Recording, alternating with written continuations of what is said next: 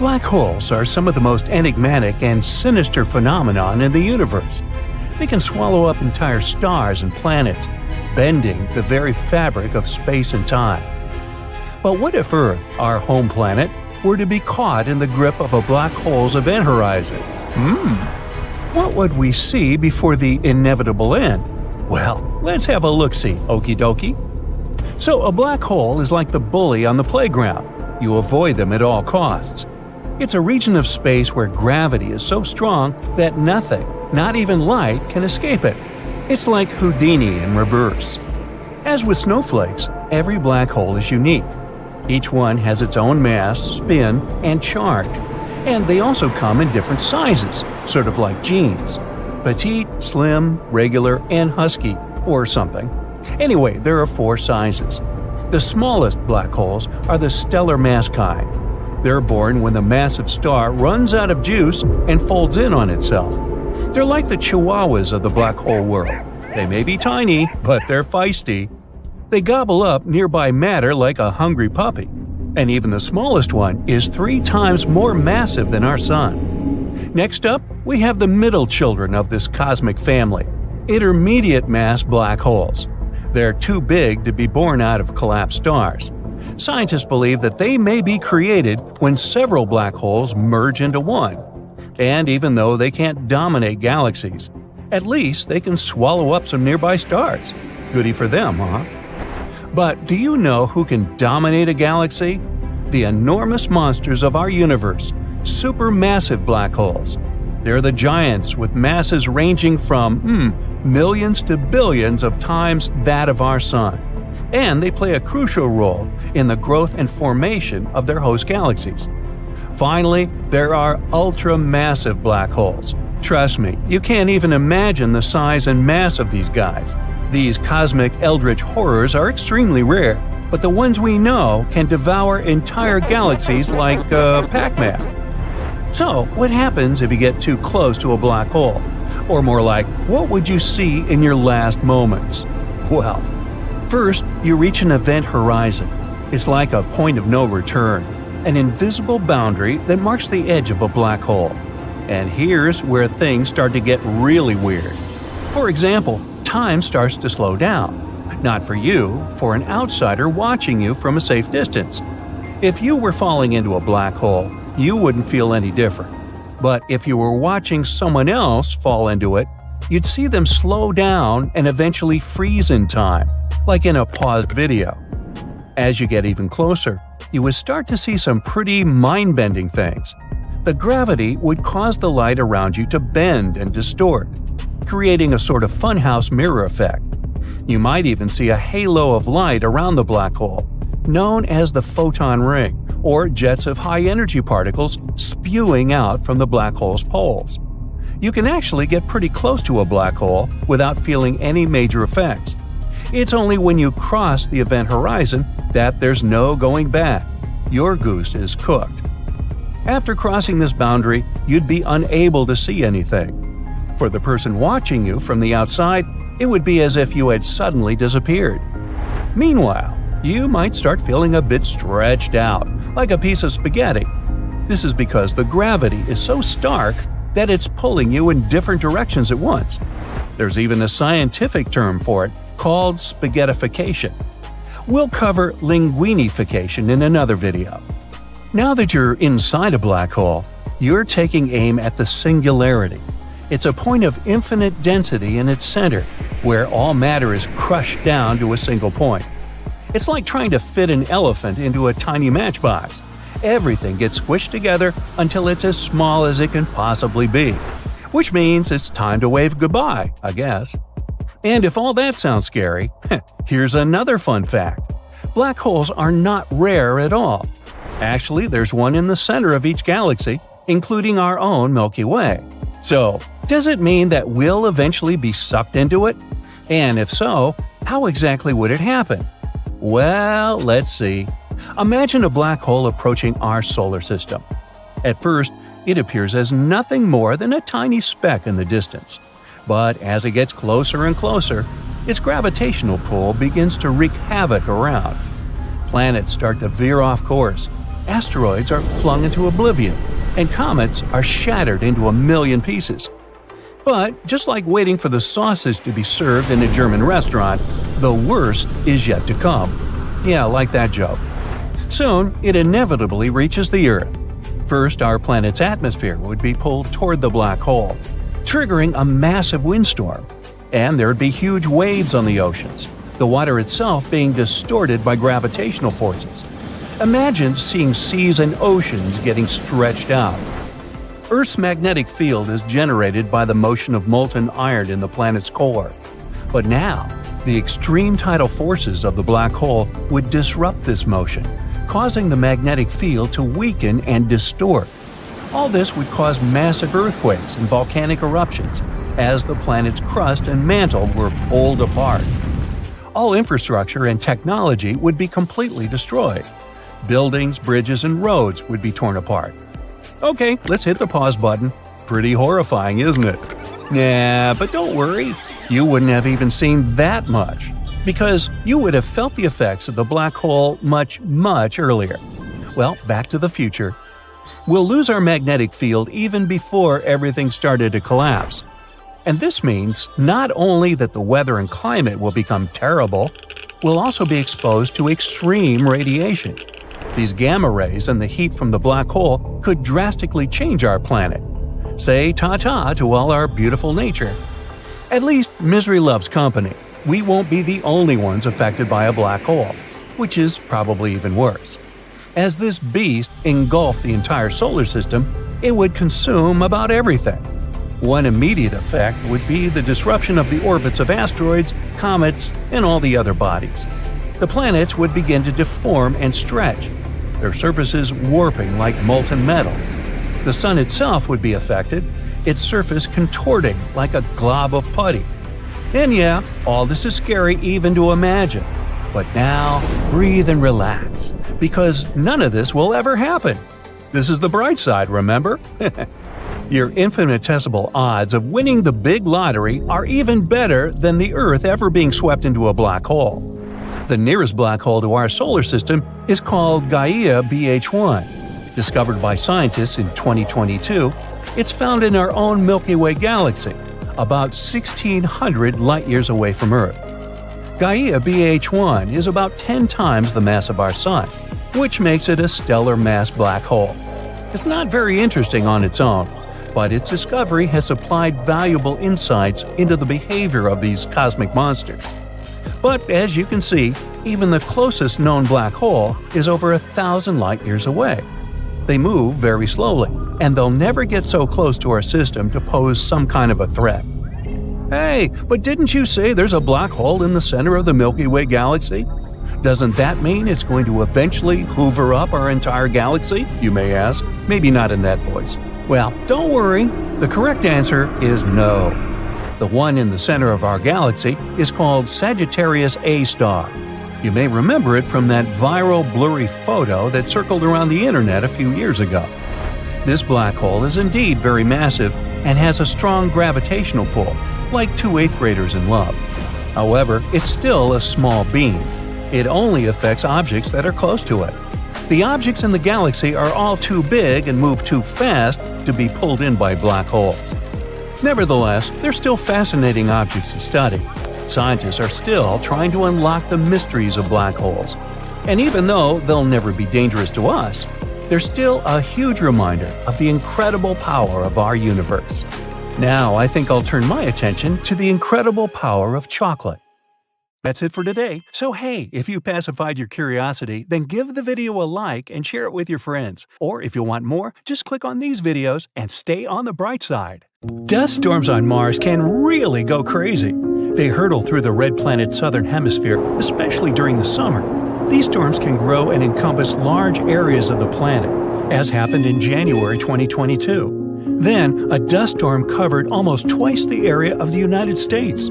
Could it be something like this that caused one of the robots we sent to Mars to go missing? The atmosphere and climate are harsh on Mars. It's mostly a desert with strong winds and average temperatures of minus 81 degrees Fahrenheit. It drops down to minus 220 at the poles during the winter. A lander needs to be specifically equipped and very sturdy to withstand such conditions, but researchers thought the Beagle 2 could handle the difficult trip to the Red Planet. June 3, 2003. A team of researchers got one of their pioneering robots they were about to send to space ready. It was a small and compact lander called the Beagle 2. Its mission was to touch down on Mars and search for what the world has been actively looking for decades now: life on the Red Planet. Now, the touchdown was due on December 25th, but the signal never came. The team tried to contact the spaceship, but at one point, they had to accept they wouldn't be able to reach it. Some thought the landing was too difficult and complex after all, so the lander crashed. But they couldn't find any technical errors. Others had a theory that the lander may have become entangled in its own parachute and fell down to the surface of Mars. Either way, the Beagle 2 was considered missing, until 2015, when NASA took pictures of what could be the remains of the lost lander. They weren't just smashed debris, the components actually looked to be intact. The lander's remains were lying with its solar panels partially deployed around 3 miles away from the site where it was supposed to land. Apparently, the Beagle 2 managed to land successfully, but its radio antenna got blocked. That's why researchers couldn't control it from Earth or communicate with it. But no one knows exactly why it happened. Have you heard of a face on Mars? In the 1970s, one of NASA's spaceships took the iconic images of the Martian surface that showed a face-like formation, as you can see in the upper part of the picture. If you have a rich imagination, you can easily see a nose, 2 eyes, a mouth, and an unusual hairdo. Some even thought it was a monument built on the Red Planet by another civilization. How about some other unusual things people have found on Mars, like Happy Face Crater? You can easily see why it has this nickname. Or rocks in different shapes, a pancake, Brachiosaurus, or a fish. Mars also has a waffle-shaped island on its surface. It's a 1.2-mile-wide feature you can see in the area of lava flows. It might be the result of lava pushing this formation from below. It seems astronomers have also got some images of blue dunes. It's a sea of stunning dark dunes that strong winds sculpted into long lines. They surround the planet's northern polar cap and cover a region as large as Texas. The Red Planet is usually known for its brown sandy dunes, so these ones certainly came as a surprise. In reality, though, they're not really blue. If you could visit Mars right now just to take a look, you'd see that these dunes appear brown and orange like the rest. And the picture is a false color image. Scientists often use false colors to highlight differences in something. For example, here it's the difference in depth. Also, the biggest valley on Mars is so large it could eat our Grand Canyon for breakfast. It's a fascinating system of canyons 2,500 miles long called Valles Marineris, and it's over 10 times as long as the Grand Canyon. Now, if you could stretch this Martian canyon, it would go from coast to coast of the entire United States. Since Mars doesn't have any active plate tectonics, no one knows for sure how this canyon formed. One theory says a chain of volcanoes located on the other side of Mars, the one that includes Olympus Mons, bent the crust from the opposite side of the planet. This powerful force caused cracks in the Martian crust as well as activated enormous amounts of water lying under the surface. This water then emerged and carved the rock away. The force activated glaciers too, and they possibly created new pathways in this gigantic canyon system. Volcanoes on the Martian surface could have erupted about 50,000 years ago, although the most powerful eruptions happened 2 to 3 billion years ago. But the planet doesn't have active volcanoes today. Most of the heat stored in its interior during the planet's formation has been lost. So now, Mars's outer crust is way too thick for the molten rock to reach the surface. But a long time ago, eruptions formed giant volcanoes, and these volcanoes most likely had an important role in melting ice deposits, which released floods of water onto the Martian surface. Now, Mars has a thin atmosphere with a volume of gas, mostly carbon dioxide, less than 1% of Earth's. But 4 billion years ago, it was way warmer and wetter than now. Its atmosphere must have been thicker back then, too. That's why it could create a powerful greenhouse effect and trap sunlight. Mars also has a powerful magnetic field. Similar to Earth's, it formed because of the currents of molten metals in the planet's core. But unlike our home planet, Mars lost its magnetic field after its core had cooled down. And without it, the planet didn't have any protection from the solar wind, which is a stream of charged particles flowing from the sun. The solar wind pulled away most of Mars's atmosphere in just a couple of 100 million years, give or take. This is what makes those powerful Martian dust storms even more intense. Mars has a fascinating history. Judging by the planet's glaciers, Mars has probably gone through multiple ice ages, just like Earth. A team of researchers got images of about 60,000 Martian rocks. Rocks were different in size and distributed randomly, which means they probably formed during different ice ages. Glaciers hide their own stories too. Who knows what kinds of gases, rocks, or even microbes could be trapped inside? Now, if you could get into a time machine and stop at 4 billion years ago, on Mars of course, the chances are you'd see spectacular scenes of flooding. Maybe there would even be some form of life on the planet's surface. A strong meteorite impact that formed the red planet's Gale crater could be something that triggered that mega flood. After that collision, the temperatures on the planet got insanely hot. This caused the melting of all that ice that was stored on the Martian surface at that time. The flooding was so massive, it changed the geological structure of the planet's surface. It carved out big ripples, as well as waves in the sedimentary rock. Now, speaking of water, vapor has been noticed escaping the atmosphere of Mars. Also, researchers have found some evidence of water flowing on the planet's surface.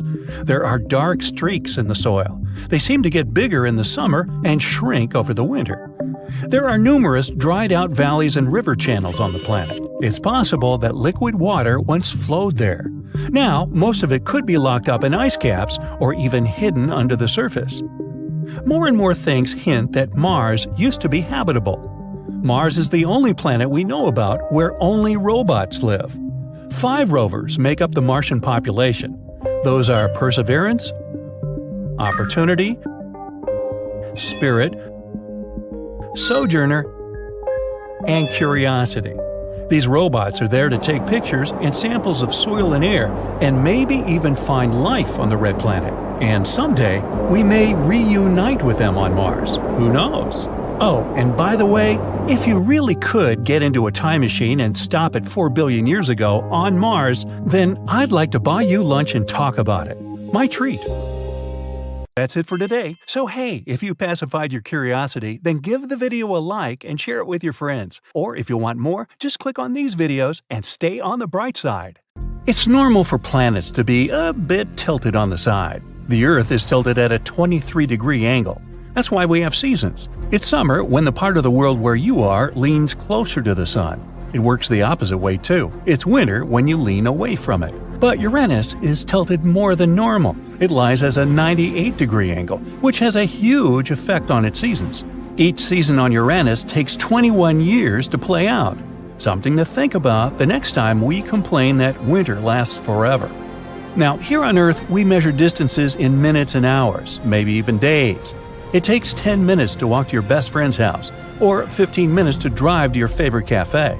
But in space, it's different. It's vast, which means we measure how long it takes to get to a certain point in years, or in most cases, light years. So, if you want to walk to the moon one day, that would take you 9 years to span the 239,000 miles. Perhaps you'd like to take a ride to the nearby star, Proxima Centauri. Maybe if you kept the pedal to the metal at a constant speed of 70 miles per hour, you'd get there in about 356 billion hours, or around 40.5 million years. Trust me, after the first 20 million years, you'd be second-guessing yourself as to why go there in the first place. Now, Mars contains the biggest valley, Valles Marineris, we've discovered so far. It's a pretty impressive system of canyons, 2,500 miles long. That's 5 times longer than the Grand Canyon. Researchers first spotted it back in the 1970s. A bank of volcanoes located on the other side of the canyon ridge probably helped form this valley. We haven't discovered a planet completely made of diamonds yet, but on some planets, it actually rains diamonds. On Jupiter and Saturn, gas giants of our solar system, lightning storms turn abundant methane into soot, which we also know as carbon. The soot falls and transforms into graphite. Further graphite transforms into diamonds with a diameter of about 0.4 inches. Now, before you start figuring out how to book a diamond collecting field trip, know that these diamonds don't last. After they enter the planet's core, they melt. Ever notice how when you're stargazing 2 nights in a row in the same time, let's say 9 p.m., the stars stay in the same place, but the moon doesn't? Well, there are 2 reasons for that. First, it depends on what time you go stargazing. For instance, if you go outside at 8 p.m. and tomorrow you look for it at 11 p.m., you'll see the moon in 2 pretty different places. In this case, even the stars take different places in the sky since our planet is spinning. As you know, it takes 24 hours for it to make one full circle. That means, from our point of view, it seems like both the sky and everything up there is just moving around us one time per 24 hours. In the same way, the sun changes its position, rising and setting every day.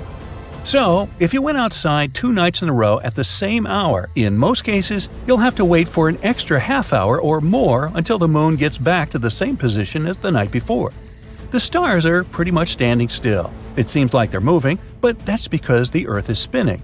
But the moon is actually moving around our planet and goes through different phases. For example, a new moon is when it's completely dark in the sky. A full moon is when its day side is facing the Earth. It takes approximately a month for it to finish one circle around the Earth. Maybe you'd be luckier on a diamond collecting expedition on this next planet, 40 million light-years away from Earth. Scientists used to call it a super-Earth. Now, a super-Earth is generally a planet way bigger than ours. This planet, for example, is double the Earth's size. It's so close to its star that it makes a full circle around it in less than 18 hours, which means a year there is pretty short. Since it's so close to its star, its temperature goes up a whopping 4,900 degrees Fahrenheit. Because of the heat, in combination with the planet's density, scientists have the theory that its core is made of carbon in the form of graphite and diamonds. Over 10 years ago, astronomers discovered a huge water vapor cloud. It was 12 billion light-years from our home planet. That cloud is the biggest source of water we know of. It's also the oldest, dating back to when the universe was only 1.6 billion years old. Now it's 13.8 billion years old. Man, if only I had started a savings account 12 billion years ago.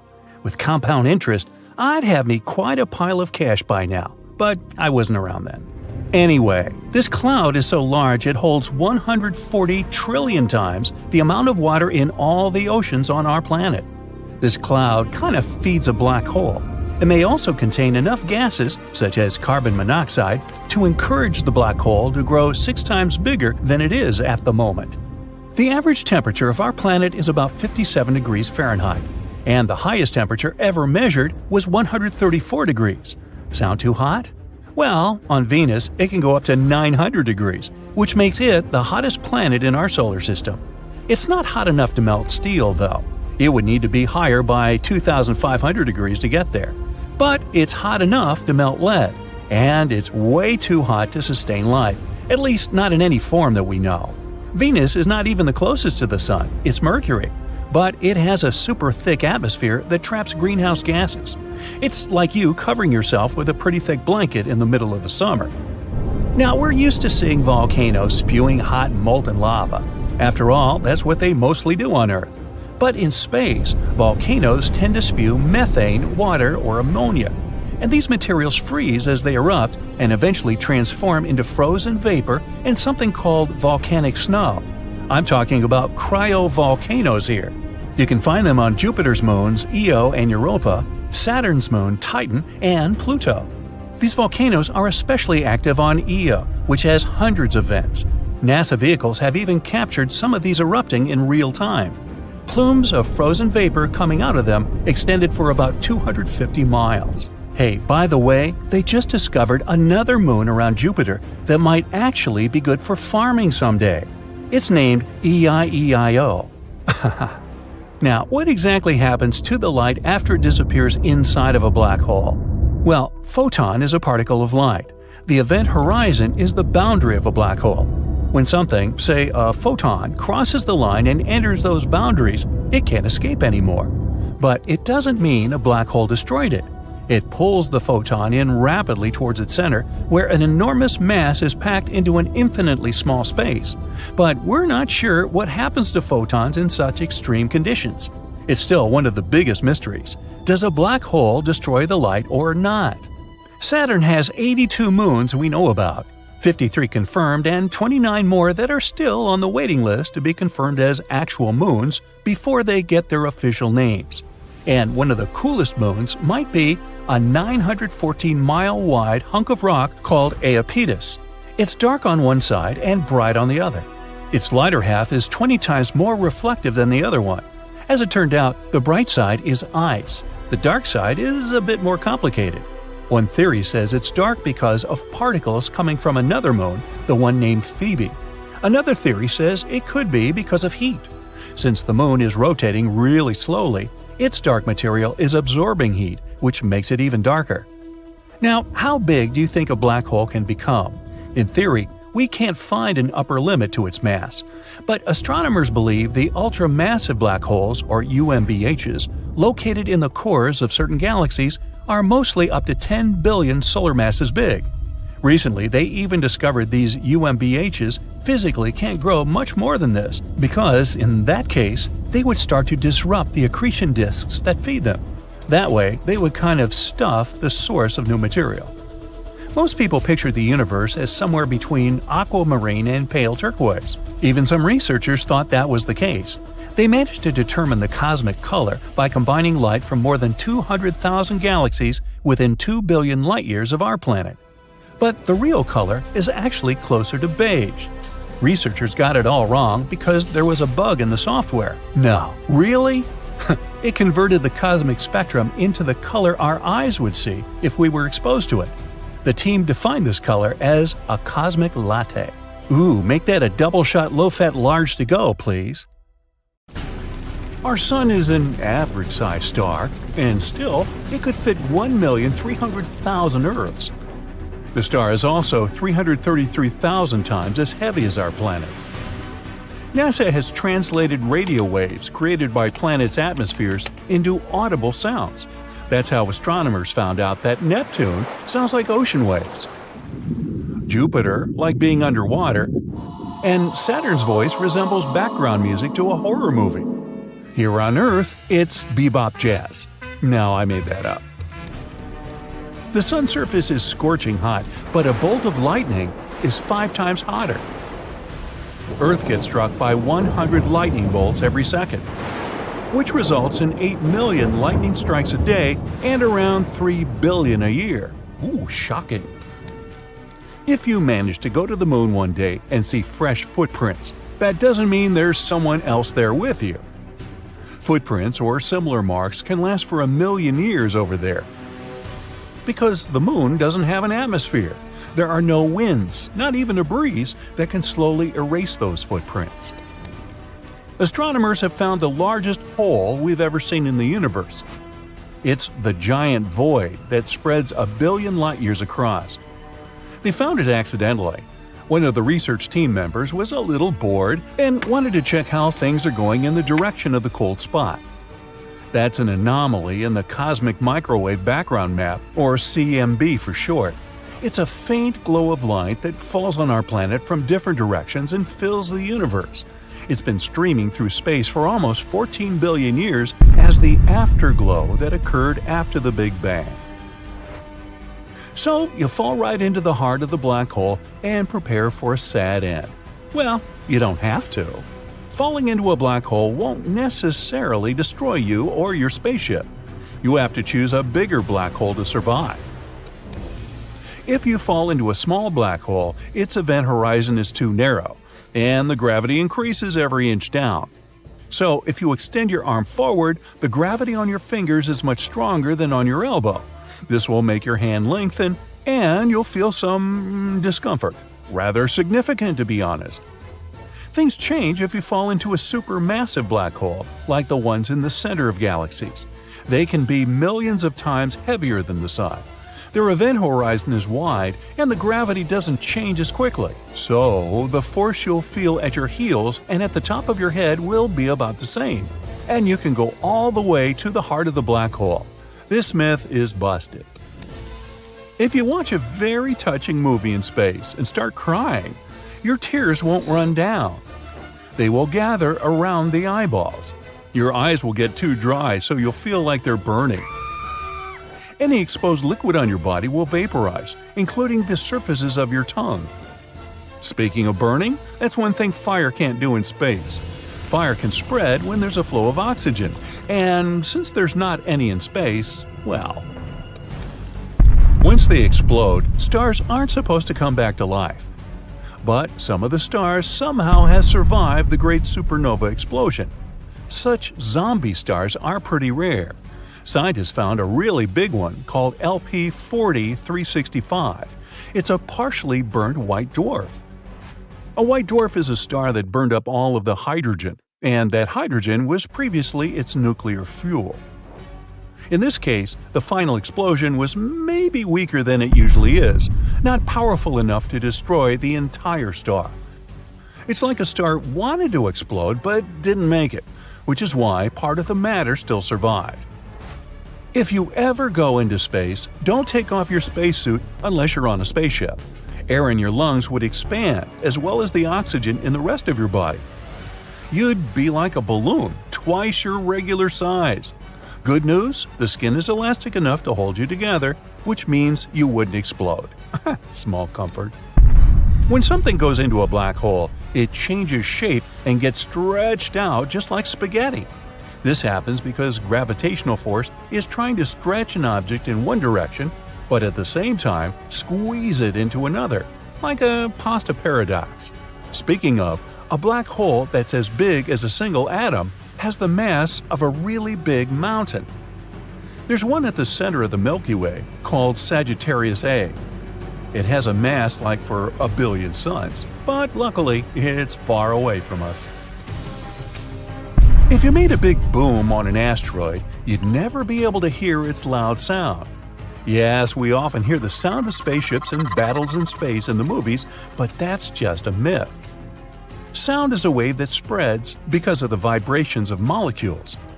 A person claps a few feet away from you, the sound wave begins to push the first air molecule next to the clap, then the second, third, and so on, until the wave reaches your ear. So, to spread sound, we need molecules like air or water. In our atmosphere, sound waves spread out just fine, but space is a vacuum, so it's nothing here.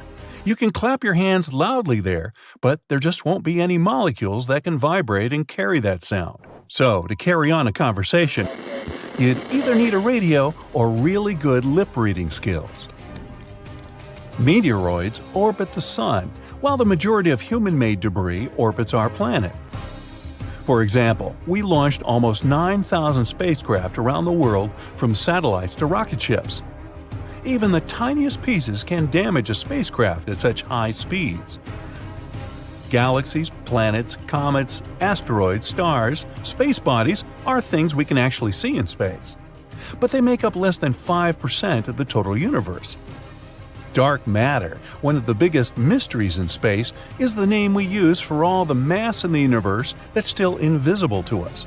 And there's a lot of it. It may even make 25% of the universe. Dark energy makes the other 70% of the universe. That adds up to 100, right? Now, let's look at the moon. It always looks at us with one side. This means the moon has a dark side, and the sun's rays never get there. Well, that's a myth. The whole point is that the moon is gravitationally locked to the Earth. There are days and nights there, too. It's just that this rotation is perfectly aligned with the rotation of the Earth. So, whenever you look at the moon, you only see one side. Although there are days when the sun shines there too, so it's not the dark side, it's the far side. And we even have pictures of this place. And there's one of the biggest craters in our entire solar system, the South Pole Aitken Basin. It's as wide as 2 states of Texas. Yeehaw! One myth that turned out to be untrue is that people have never actually been on the moon. This is the original spacesuit of the first astronauts who were there. Look at the sole of the shoe. Some people claim there's no way they could have left footprints like this there. Actually, they could. On the moon, the astronauts wore extra boots over their suits, and their soles matched the footprints on the moon perfectly. Now, the astronauts didn't need them when they left the moon and tossed them when the moonwalk was over. They left a lot of stuff there, too. They even tossed the armrests of the seats in the lunar module to reduce the weight. Now, counting all the Apollo lunar missions, the total weight of rubbish on the moon is approximately 187 tons, including several lunar rovers, spacecraft debris, 6 lunar modules, and all the experiments left behind. That's like 3 Boeing 737s.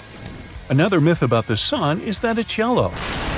Let's send you into space for this one. You look out the window and it's white. The sun only appears yellow to us through the filter of our atmosphere. The composition of the air and its thickness just distorts the light of the star. But stars do come in different colors. Cooler stars have bright orange and red colors. These are usually very old stars, older than our sun. But young and very hot stars are bright blue. The sun is about in the middle of this spectrum. Oh, one more myth about asteroids. We need to fly a little farther than Mars's orbit. Whoa, we're in an asteroid belt, and we constantly have to dodge giant rocks and blocks of ice. We got in some dense asteroid clouds. Not true. The fact is that space is huge, and the distances are incredible. All the rocks and debris in the asteroid belt are only 4% of the weight of the moon, so there really aren't that many of them there. To understand the dimension of the emptiness in space, look at the collision of 2 galaxies. There are billions of stars in each of them. If we mix them up, it's unlikely there will be any collisions even here. That's it for today. So hey, if you pacified your curiosity, then give the video a like and share it with your friends. Or if you want more, just click on these videos and stay on the bright side. When you look at photos taken from spaceships or the International Space Station that show sunlit objects like Earth or the Moon, something seems wrong. Space looks too empty. No magical scenery of a nighttime sky full of stars. It would be incredibly boring to go stargazing in space, since the sky is always dark. During the daytime, the sky on our home planet is blue because of the diffusion of light. It happens when sunlight goes through the atmosphere. But if you were on the moon or somewhere else in space, there would be no atmosphere to spread this light around. That's why the sky there would always appear black. But it doesn't mean less bright out there. If you were looking out the window of the space station, you'd see just as much direct sunlight as you would gazing out of your apartment window during a cloudless day, maybe even more. When taking a picture on a sunny day, you'll probably use a short exposure, together with the narrow aperture setting on your camera. This way, just a short burst of light will get in. That's similar to how our pupils contract in sunlight so that they don't have to deal with too much light. And since it's just as bright up there in space, the process is the same when you take pictures of sunlit objects there. Using short exposure, you can get good, bright pictures of Earth or the surface of the moon. But it also means there will be no stars in the picture. Even up there, stars are relatively dim. They don't emit enough light to show up in photos taken with such settings. Our home planet has a blue sky that slowly transforms into a beautiful orange-red palette at dusk and dawn. But if you ever get a chance to watch a sunset on Mars, you should expect the opposite, an orange-brown daytime sky that gets a bluish tint at sunset. First of all, Mars is farther away from the sun than our planet. So, when you're looking at the sun from the Martian surface, of course, it looks fainter and smaller. And not just that, the sun observed from Mars is just a bluish-white dot surrounded by a blue halo. The thin atmosphere of the red planet contains large dust particles. They create an effect called Ms-scattering. It occurs when the diameter of particles in the atmosphere is almost the same as the wavelength of the scattered light. This effect filters out the red light from the sun's rays, so only the blue light would reach your eyes on Mars. How come Earth doesn't have rings? All gas giants in our solar system, Jupiter, Saturn, Uranus, and Neptune, have such rings, whereas the rocky planets Mercury, Venus, Earth, and Mars don't. There are 2 theories about how rings can appear around a planet. They might be just some material left from the times when the planet was forming, Or they may be the remains of a moon that got destroyed by a collision with some space body, or torn apart by the strong gravitational pull of its parent planet. The gas giants formed in the outer regions of our solar system, while all the rocky planets are in the inner part. So maybe the inner planets were more protected from potential collisions that could have formed their rings. There are also more moons in the outer regions of our solar system, which could be another reason why the planets there have rings. Also, bigger planets have stronger gravity. It means that they can keep their rings stable after they form. Some experts believe Earth used to have a ring system a long time ago. A Mars-sized object might have collided with our home planet, which probably created a dense ring of debris around it. Some scientists think that this debris formed not a ring, but what we know today as the Moon. There's probably a giant planet lurking at the edge of the solar system, far beyond Neptune. Scientists call this mysterious hypothetical world Planet 9. If it does exist, it's probably similar to Uranus or Neptune and 10 times more massive than our home planet. It's likely to circle around the Sun, but in the outer reaches of the solar system, about 20 times farther than Neptune. Another interesting theory says that Planet 9 could actually be a black hole the size of a grapefruit that warps space in a similar way a large planet would. Even though we once thought it was a rare substance in space, water exists all over our solar system. For example, you can often find it in asteroids and comets. It's also in craters on the Moon and Mercury. We still don't know if there's enough water to support potential human colonies if we decide to move there, but some amount of water is definitely present there. Mars has water at its poles too. It's mostly hidden in the layers of ice and probably under the planet's dusty surface. Europa, Jupiter's moon, has some water too. This is the most likely candidate we know about to host life outside Earth. There's probably a whole ocean of liquid water under its frozen surface. It might actually contain twice as much water as all of Earth's oceans combined. Neptune is unexpectedly warm, even though it's 30 times as far from the Sun as our planet and receives less sunlight and heat.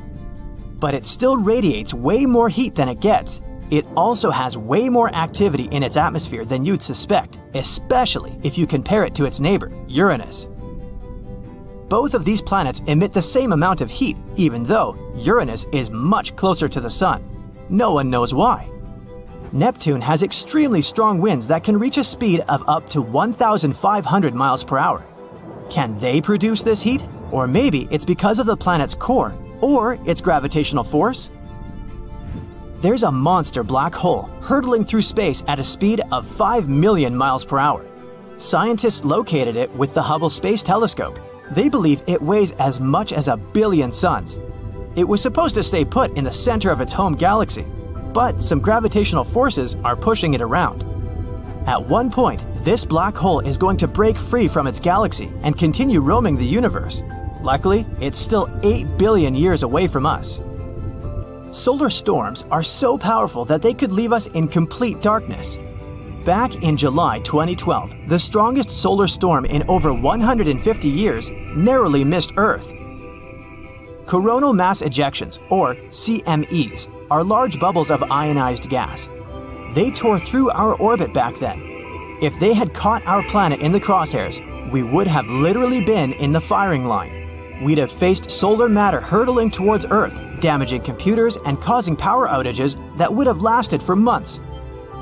A surprise solar storm hit us on June 25, 2022. One photographer even managed to capture stunning bright auroras that flashed across the dawn sky in Calgary, Canada, and lasted for 5 minutes. They were caused by the storm. Vampire stars are a real thing. They're part of a binary star, and they can literally drain the life out of the other star in the system. They do it to keep burning for a longer time. It works like this. A smaller star with a lower mass steals its sibling's hydrogen fuel to increase its own mass. This vampire star then becomes hotter. Plus, its color changes to striking blue. This way, it looks much younger. How sneaky. The color of the universe is dubbed cosmic latte. The light coming from our galaxies and stars within them, as well as clouds of gas and dust in the observable universe, have a specific color. It's an ivory tint, pretty close to white. The universe is beige because there are a bit more areas that produce green, yellow, and red light than those that emit blue. That's it for today. So hey, if you pacified your curiosity, then give the video a like and share it with your friends. Or if you want more, just click on these videos and stay on the bright side. No one will hear your cry in space, or something like that. We've all heard this famous chilling phrase, and it's actually true. Space, for the most part, consists of a giant nothingness. There's a lot of, space in space. But this doesn't mean there are no sounds in space. In fact, there are plenty of them. And some of them can even make you shiver. Let's take a look at the scariest space sounds. First of all, how are cosmic sounds even recorded? Sound is just the vibration of molecules. When you scream, you make the molecules push each other furiously until they reach the ear of the person you're yelling at. Then these vibrations get transmitted to the brain, and we recognize them as something that you might need to apologize for. In other words, to hear something, we need molecules. And that's where things get complicated. There aren't any of them in space. The entire universe almost completely consists of a vacuum. No, not a Hoover. Absolute nothingness. However, the wizards from NASA still record space sound somehow. So how do they do it? The thing is, there are some types of waves that don't care about molecules. We regular folk can't perceive them without some special devices. These waves include, for example, radio waves. We'll need a radio or something like that to recognize them. And that's exactly what NASA's satellites do. They catch random radio waves. Thanks to their heroism, we can find out how different cosmic bodies sound. These satellites record a variety of waves, fluctuations of plasmas, magnetic fields, and other, stuff. And then scientists from NASA transform all this into normal soundtracks. And some of them sound quite frightening, to put it mildly. Let's take our magnetic field, for example. It surrounds our planet like an invisible shield, protecting us from all sorts of nasties, like radiation and solar winds. At the same time, we can neither see it, feel it, nor hear. Oops. Well, the last one is outdated. Scientists from the Technical University of Denmark took magnetic waves recorded by the ESA swarm satellite. They converted them into an audio track and got a pretty creepy result. Now, to be honest, it sounds more like an eerie entity stalking you in the middle of the night. And if you remember the maps of Earth's magnetic field, it starts to feel like a spider crawling nearby. Ew. And this isn't the first strange sound that we caught on Earth. Recently, we caught another weird radio emission from space. Scientists found out that the repeating signal came from somewhere very far away, like billions of light years away from us. Such fast radio bursts usually lasted no longer than a few milliseconds, but this one was unique. It lasted about 3 seconds, basically thousands of times longer than usual. And at the same time, the signal was very precise, so much so that scientists even compared it to a heartbeat. Scientists believe that this signal is caused by pulsars, or neutron stars. One time, Nikola Tesla caught something similar, but unfortunately, at that time, we didn't know about such things as pulsars, so Tesla was sure that he had caught a message from some extraterrestrial life. It's a pity that the truth turned out to be much more boring. But let's move on from the Earth to the Moon. In 1969, the astronauts of the Apollo 10 mission, the spacecraft that made the final test flight to the Moon, flew past its surface. And then they caught some strange signals coming from the dark side of the Moon, the side that we never see because the Moon is tidally locked to us. The sound was so weird that the astronauts weren't even sure whether to report it to NASA. They were afraid they wouldn't be taken seriously, and maybe even not allowed to participate in the next space missions. Here's what it sounded like. But according to NASA, it's not some creepy extraterrestrial music at all. These may just be some radio waves that affected each other because of their proximity, although the astronauts who heard it for the first time probably felt a little creeped out. Let's move to the other planets. Now, 40 years ago, scientists actively explored the surface of Venus. They sent as many as 10 probes there, which were supposed to capture audio and video shooting from the surface. Now we know what Venus, which could easily destroy us at any attempt to even get close to it, sounds like. Horrifying. And you wouldn't expect anything else from the most dangerous planet in the solar system. Unfortunately, Venus is even more toxic than the average Twitter user. So these probes didn't last too long. They heroically arrived on a planet and soon broke down. Next one is Jupiter.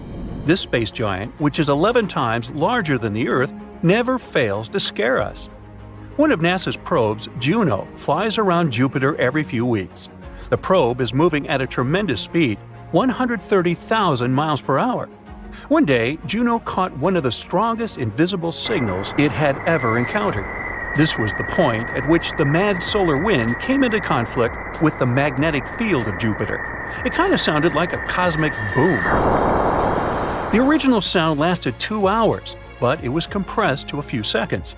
It actually sounds more like a collision of a sea wave and a rock. But here, in terms of horror, Jupiter surprisingly loses to one of its small moons, Ganymede. In 2021, the Galileo space probe flew past Ganymede, and during its flight, it received a rather strange recording. These sounds are satellite radiation, and it's unclear whether it sounds like a cozy sunny day in the jungle or like thousands of bats waiting for you in the night. Next one is Saturn. This signal was caught by the Cassini-Huygens Automatic Interplanetary Station, which was launched into space in 1997. When flying past Saturn, Cassini recorded a pretty scary sound. This terrifying cry of thousands of souls is actually just some radio waves. They aren't too different from what the auroras emit on Earth. A little later, Cassini received another recording, the sounds made by lightning and thunderstorms on Saturn. They sound pretty interesting too. More like popping corn or a Geiger counter, right? But that's just because these lightning strikes have a crazy frequency. Moving on from the solar system to outer space. The famous Voyager 1 was launched back in 1977 and continues to send us data even 40 years after its launch. In 2012, it left the solar system and entered interstellar space. And then, while abandoning its home, Voyager 1 detected the sound of plasma waves.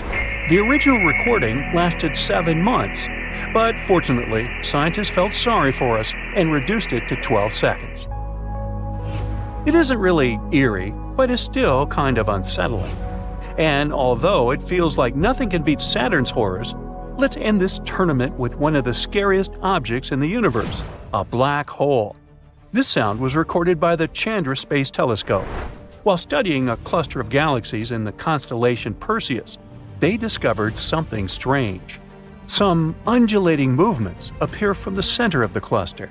They spread out in all directions, like circles on the water. Scientists have suggested that this was caused by a supermassive black hole. The thing is, black holes don't always devour space objects entirely.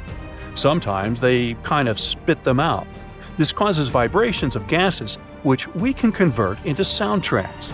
What's interesting is that the oscillation of each such wave actually lasts about 10 million years. You're just listening to a very accelerated recording. Scientists have reduced the delay between oscillations by about 144 quadrillion times. So let's check it out. This is probably the eeriest sound from the whole list. Nothing too loud or wild, but there's something dark and disturbing about it. Now, those were the scariest space sounds captured by NASA. To be fair, most of them sounded creepy simply because they're radio waves, but it's still fun to get spooked sometimes. That's it for today. So hey, if you pacified your curiosity, then give the video a like and share it with your friends. Or if you want more, just click on these videos and stay on the bright side. Astronomers have been asking one question for decades. Is space really as black as we think it is? Well, NASA's New Horizons space mission might have just given us the answer.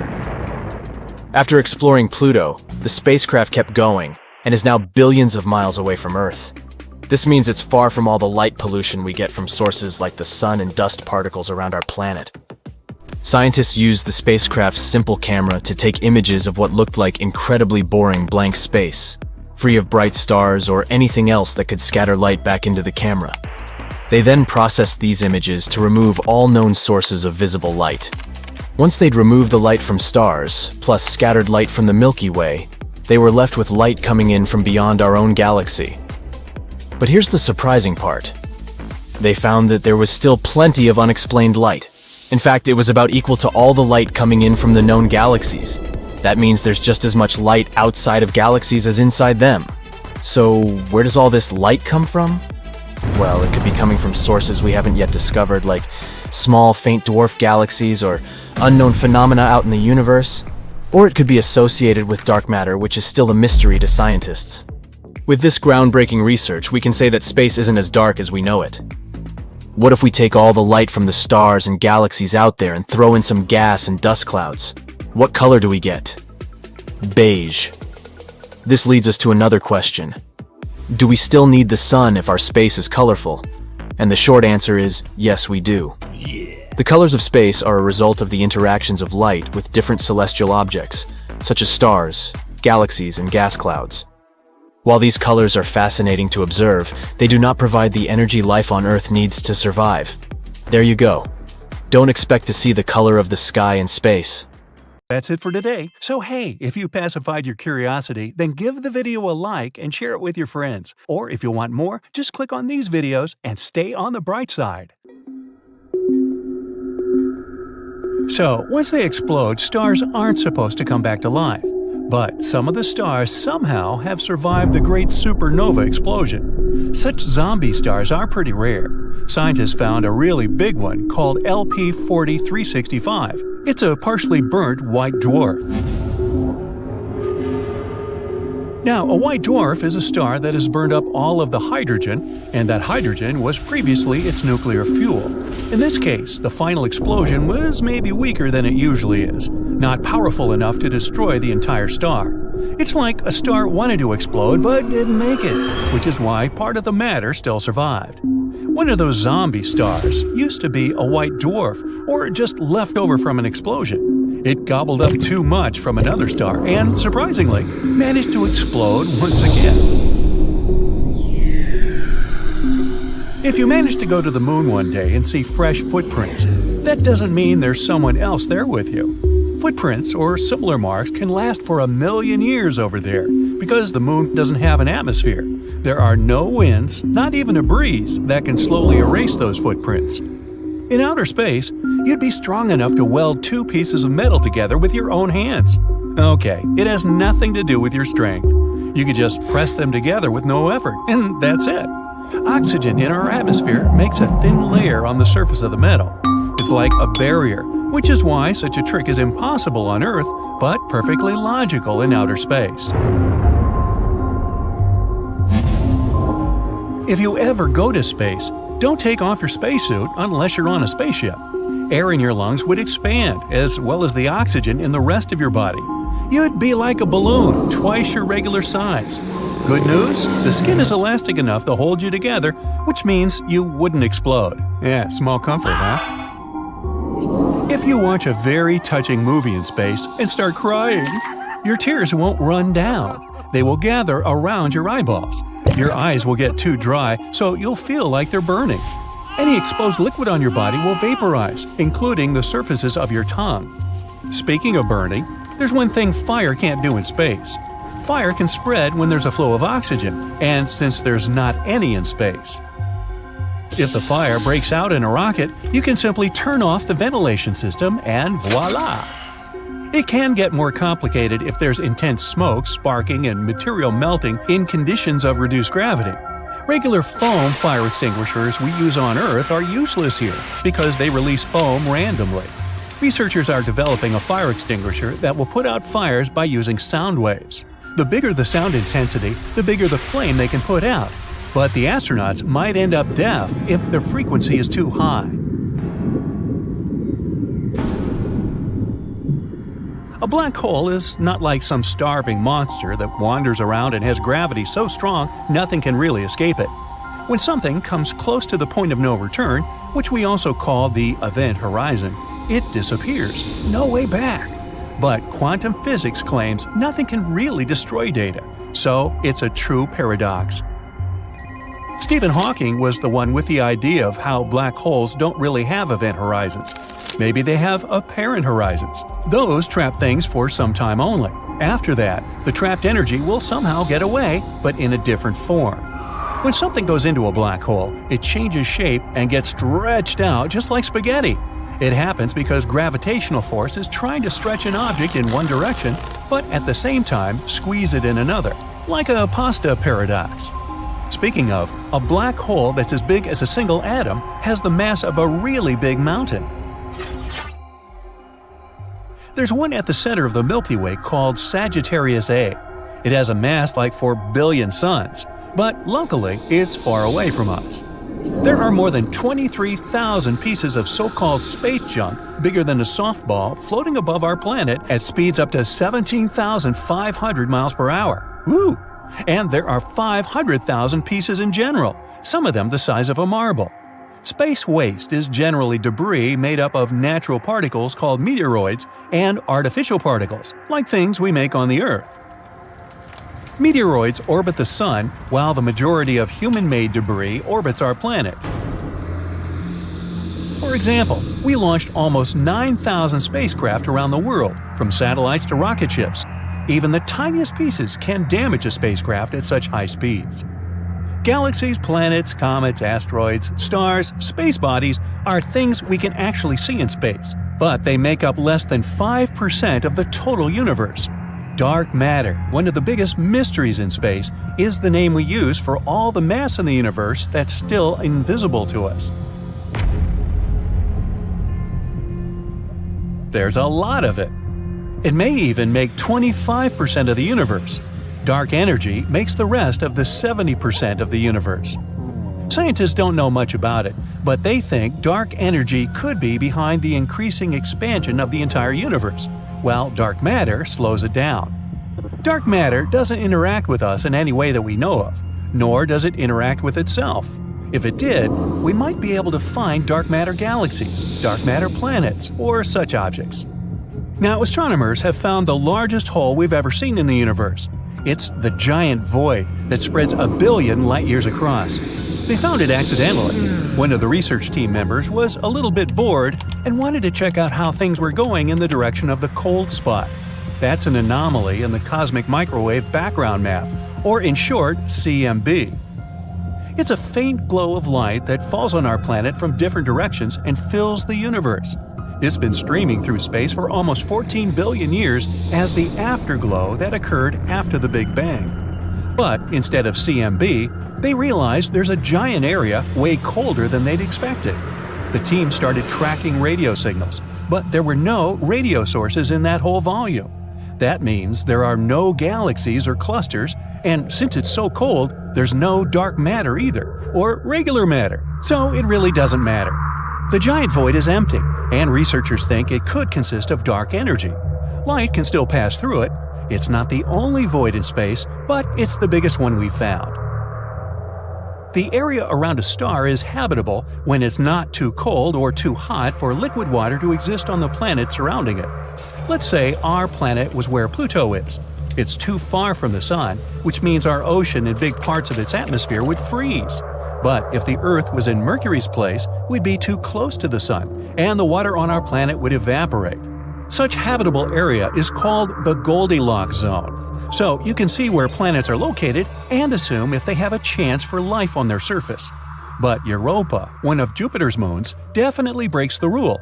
It's outside of the Goldilocks zone, but still kept warm. Not from the Sun directly, but Jupiter and its moons that actually pump energy into Europa. Europa changes its shape as it circles around Jupiter. It's similar to tides rising and falling on our planet. Water on the Earth changes its shape as a response to the tidal forces of our moon. When the same happens with a solid object, the object is stressed. That's how you pump energy into that object. It's like you're playing racquetball. You hit the ball around a couple of times before you start playing, like you're warming it up. You kind of distort the ball every time you smack it. The surface of Europa is frozen, but it has cracks in the ice. You can see ridges in the ice where there's a crack. Then those flying chunks shift and refreeze. You'd see a similar thing if you could fly over the Arctic Ocean in the wintertime. There are ice sheets constantly breaking and refreezing. so Europa can't completely freeze. Scientists think there could be an ocean of liquid water under the icy surface. Europa is not the only moon where this is happening. Another of Jupiter's moons, Io, is also warm because of such tidal forces. Io also has volcanoes erupting from within all the time. So it's not only that the sun warms the space bodies and pumps them with energy. Many experts agree the universe might come to its end about 3 to 22 billion years from now. It's expanding all the time, which means it formed from a compact state. If it has a beginning, it's probably going to have an end as well. Yeah, I won't be around for that. One of the popular theories says the growth will slow down, and gravity will become the powerful force that will make the universe shrink. That will lead to complete chaos. Galaxies, stars, planets, space bodies, they will all move, collide, and, destroy one another. It's like the reverse Big Bang. Huge chaos, but this time, everything collapses. Well, on that cheery note, always stay on the bright side of life.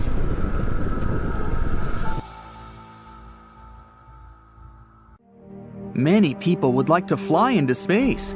Zero gravity, a stunning view of Earth from one side, and the boundlessly frightening black area from the other. Yeah, it's all cool. But don't forget that this journey can turn into a nightmare. Lack of oxygen, floating in outer space and staying in a spaceship for a long time without understanding when you can return home. This last thing happened to a Russian cosmonaut. His stay in space is one of the longest in the world. 33-year-old flight engineer Sergei Krikalev spent 311 days in zero gravity on the Mir space station. But that's not the most interesting part of this story. Sergei's long journey began on May 18, 1991. That day, he boarded a transport ship and went into space to the Mir space station. On May 20th, the docking with the station was completed. There, together with another engineer, Sergei performed his space duties. They went on spacewalks several times, did repairs, took care of the station, and conducted scientific experiments. When you have company and a lot of work, living in space is not so hard. But things got worse on the day when Sergei was supposed to return home. According to the plan, the mission should have lasted for 5 months. A new astronaut was supposed to replace the old ones. The transport ship had finally docked with the station. But on October 10th, only one astronaut returned to Earth. Sergei was left alone at the Mir station. He continued to work as the sole flight engineer of the crew. The station couldn't remain empty. They had to send someone to replace Sergei. He wasn't ready for such a long stay in space. He hadn't trained for it. But there was no choice. He couldn't just leave the station. 1 month passed. They informed Sergei that he would return home soon, but something happened that no one expected. They contacted Sergei and said he couldn't return, since the country that promised to bring him home no longer existed. During this time, a big crisis began in Russia. The cosmonaut's return was impossible, since no one had the money for it. Just imagine Sergei's condition. You are hundreds of miles from home, in black outer space, completely alone, and have no idea how many days you have left to be there. The days passed slowly, weeks, then a month passed. It would have been much easier if being in space was not harmful to your health. But in conditions of zero gravity, the human body takes serious damage. First, it's a weakening of the muscles. The body doesn't receive the necessary load it needs, and the muscles are constantly in a relaxed state, leading to dystrophy. Yes, astronauts do a set of exercises every day, but this is not enough to keep the body in shape. In addition to muscles, bones begin to weaken and a person becomes weak. Even after 6 months of such a life, any astronaut needs a long time to get back into their previous shape after returning home. Also, there's a lot of radiation in space, which is dangerous for people. It comes from several sources at once. The main radiation comes from the sun. On Earth, we're protected from it, thanks to the planet's magnetic field. Almost all radiation accumulates in the upper atmosphere and doesn't reach us. This accumulation of radiation in the atmosphere is also bad for astronauts. But the worst radiation is the galactic one. It comes from distant stars and galaxies and has a powerful effect on all living things. Radiation provokes many unfavorable conditions and destroys the body at the cellular level. Now, all spaceships and the ISS are equipped with shields and coatings that reflect radiation. But still, it doesn't provide 100% protection. In space, the astronaut's immune system changes. There are no conditions under which immunity could improve. It seems that there's nothing wrong with the absence of many bacteria and microbes, but the body's defense is weakening.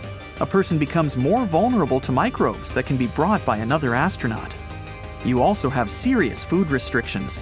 Food in tubes doesn't contain as many useful vitamins as it does in natural products. Without vitamins, the body weakens even more. And sometimes, astronauts have to go on spacewalks, which aren't easy. A spacesuit is a huge and uncomfortable outfit. It constrains your movements and puts pressure on your body. Work in space can last up to several hours. During this time, you sweat a lot. One of the suit's filters may be broken, and all the fluid released by your body can spread throughout the suit and reach your face. Your eyes may water. The drops could interfere with your vision. Thousands of dangers can await an astronaut during a mission in outer space. Imagine that you do some repairs and something goes wrong. The wrench jumps off the bolt and it flies out, for example. You try to catch it and unconsciously push off from the ship. You catch the bolt, but your body is already flying away. You have nothing to hold on to. But fortunately, you have a safety rope. Anyway, it can break off from your spacesuit because you attached it incorrectly. As soon as the rope breaks, your body changes the angle of flight. Now you're not just flying away, your body is spinning at this moment. The Earth and black space flash in your eyes. So you get it. There are definitely risks, but nothing like that happened with Sergei. All astronauts spend many hours training to be ready for any troubles. They gain good physical shape and lose it during the mission. Add to this the psychological factor. Your body weakens, you don't breathe fresh air, you can't see your friends, and you don't have the opportunity to return home. A small layer of wall separates you from the cold vacuum of space. All this causes stress, which also weakens your immunity and harms your nervous system. Fortunately, astronauts also get through serious psychological training. They can maintain self-control in the most stressful situations. But when you're alone in space for more than 6 months and don't know when you'll return, you can get seriously nervous. Fortunately, Sergei didn't panic. He performed his daily duties, trained, and of course, missed home. A month later, he received the same response. "We can't bring you back yet. The country is in a difficult situation." He felt worse every day. His strength was leaving him. He wasn't sure if he'd be able to survive. The most interesting thing is the station had a capsule developed to return to Earth. But Sergei didn't use it because no one would have served the station. Russia sold the station seats to other countries. Also, they hoped to sell Mir. This meant that Sergei had to keep the station working. Sergei's mission lasted twice as long as planned. As a result, he spent 10 months, or 311 days, in space and set a world record. During this time, he flew around the Earth about 5,000 times. Finally, he received the long-awaited message. He's coming home. Germany paid about $24 million for a ticket to the station. They were going to replace the astronaut. Krikalev got into the capsule and flew to Earth. Many people were waiting for his return down there.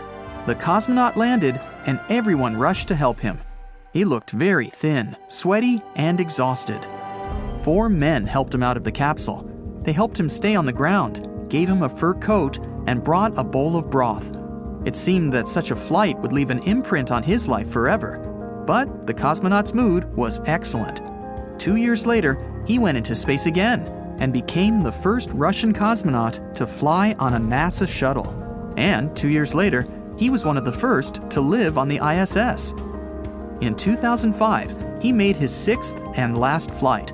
He went to the ISS, where he spent about 6 months, after which he returned home on the lander. After this flight, he set a world record for the total duration of stay in space, at 803 days. Only 10 years later, someone managed to break that record, but that's a different story. Wow, the James Webb Telescope has been fully deployed. If you're interested in astronomy or space, you've got to be excited about the James Webb Space Telescope. Here's why. For starters, it's huge. How huge? The primary mirror of the JWST is over 21 feet wide. The Hubble Space Telescope, the previous largest eye in space, has a mirror of about 7 feet 10.5 inches. By comparison, if you place the two telescopes side by side, it'd be like putting a horse next to an elephant, and elephants are enormous. There's a perfect reason why the Webb, as it's affectionately called, is massive. It has to be huge because it's not an optical telescope in the traditional sense that most telescopes are. The JWST is an infrared telescope. It sees heat. Infrared light has a longer wavelength than visible light, so it needs a larger mirror to focus that light. So what do we have here with the James Webb Space Telescope? We have two never-before things going on. We have incredible technology and incredible science missions. Both the missions and the technology are out of this world cutting edge. The Webb is a classic example of engineering in the service of science.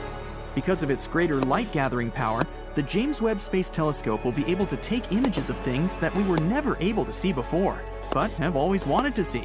Things like exoplanets, and the first galaxies in the universe, and stars and planets forming inside nebulae. And you can bet that there will be plenty of surprises too.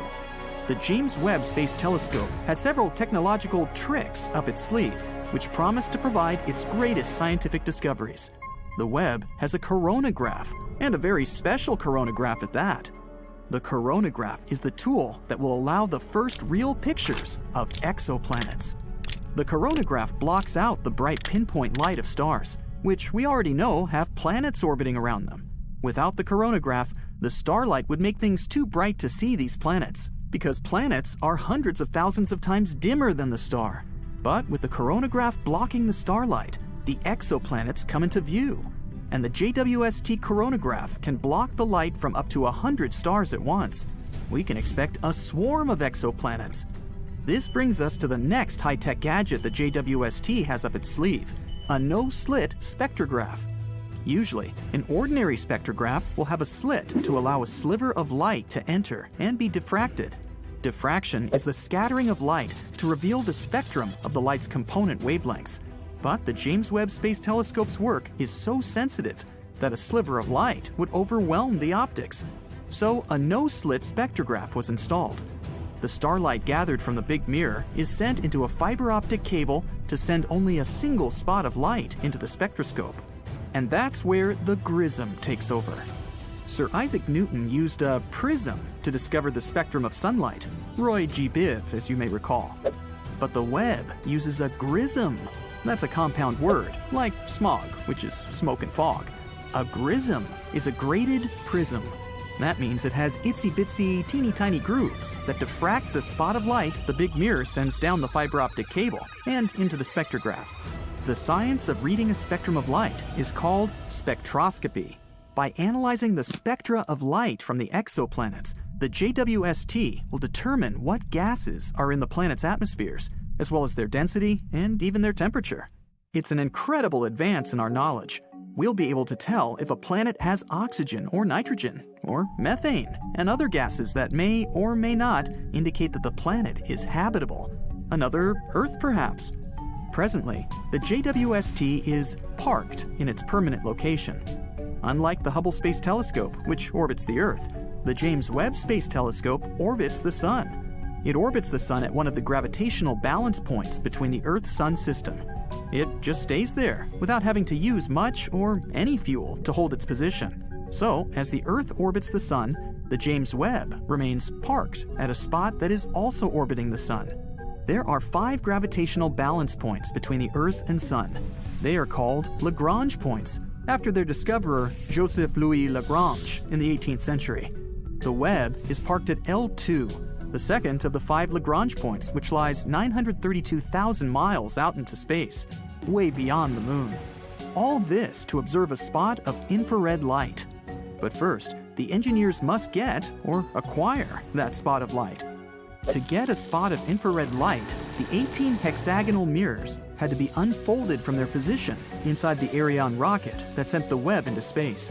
Once the mirrors have unfolded, their positions must be adjusted to microscopic level accuracy so that all 18 mirrors produce a single image. Several tiny motors are attached to each mirror segment to make these adjustments. These motors, which must be activated individually, will gradually pull the honeycomb-like mirror segments into alignment. It's a critical part of the mission and takes months to complete. To align the mirrors to produce a single spot of light, the James Webb Space Telescope can't be jiggling around. The telescope must be kept absolutely motionless, and that requires two other cutting-edge technologies: the sun shield and the cryocooler. In space, direct sunlight is very hot, and shadow is very cold. Therefore, the James Webb Space Telescope brought along its own high-tech sun shield. It's huge, too, as big as a tennis court huge, comprised of 5 individual layers of Kapton film, only a millimeter thick. Each layer of the sun shield has to be remotely deployed individually using a system of 8 motors and 139 actuators with thousands of parts. The purpose of the sun shield is to help the JWST stay cold. The colder the better. And colder is what the cryocooler is for. Temperature can be measured 3 different ways: in degrees Fahrenheit, where water freezes at 32 degrees and boils at 212; in degrees Celsius, where water freezes at 0 degrees and boils at 100 degrees. But neither of these thermometers have a starting point. So, Lord Kelvin, in the 19th century, devised a third temperature scale, the Kelvin scale, which starts at absolute 0, the coldest temperature possible. The onboard cryocooler will cool the JWST to just 7 degrees Kelvin, 7 degrees above absolute 0. At this temperature, virtually all heat from motors is removed, and the telescope will be able to focus the light to a point without any noise, basically any motion interfering with the quality of the image. Finally, after all this incredible technology functions remotely as planned, we are almost ready to observe the infrared images from the giant multi-segmented mirror of the James Webb Space Telescope. Almost ready. A telescope can collect all the light it wants, but in the end, it must also be able to detect what it's collected. If the light is not detected, it's not truly observed. Enter the pièce de résistance, the infrared detectors. The Webb has 15 of them. The specially fabricated semiconductor material produces a slight electrical charge when struck by a photon of infrared light. The Webb's infrared detectors can produce a 1,000,000-pixel high-def image. A few of the detectors can produce a 4,000,000-pixel image. They must be durable enough to last 10 to 20 years without warping or corrupting, all while working at 7 degrees above absolute 0. In themselves, the infrared detectors on the JWST are an engineering marvel. But what are they going to take pictures of? The missions of the JWST. Well, they're cutting edge too. 70 of the first 280 target observations are exoplanets. Is there another Earth? Which exoplanets seem habitable? The Webb telescope will provide detailed spectroscopic analysis of the atmospheres of thousands of known exoplanets. For the first time, we will see images of exoplanets as they appear in infrared light. Cosmology, the study of the universe, is perhaps the primary mission for the Webb. Galaxies receding away so fast that their light is stretched into the infrared will be a prime target for observation. Hundreds of hours of observations are necessary to collect the faint infrared light from these first galaxies formed after the Big Bang. The JWST will give us a picture of what the infant universe looked like.